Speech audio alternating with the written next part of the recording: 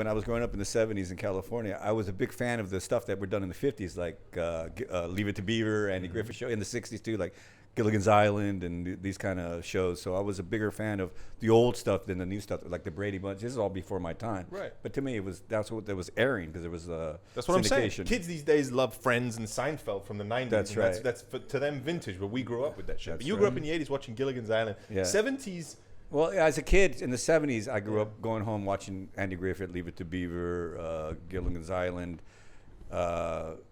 Yeah, stuff like that, Brady Bunch. Let me ask you about the porn in the 70s. Like in the 70s, you did not have VHS, cassette porn, nothing. You had to go to one of those theaters like Pee Wee Herman got busted. I never did that. But you would go into your parents' little cupboard and there's maybe a little porno magazine. Magazines, but shit. not a porno magazine. It was more literature and I had to read it. So I was excited. Oh, man. You had to read. Yeah, Holy shit. You had to read. The kids these days don't know what they have. They used to have the big bushes in the porns back in the day, right? That's what Yeah. I'm saying. They Yeah. used to have big bushes. They used to do it. Now it's all silky When I smooth, you started know? getting into the 80s, when I was turning 12, 13, then we started having VHS. Yeah. And then, back then we had Peter North and Peter North. John Holmes, and you had a lot of bush everywhere, a lot of hair everywhere, and you could smell it from the fucking VHS. The stench would come from the fucking It used to be the video. staple of back in the day, you know? yeah. Whenever I think, like,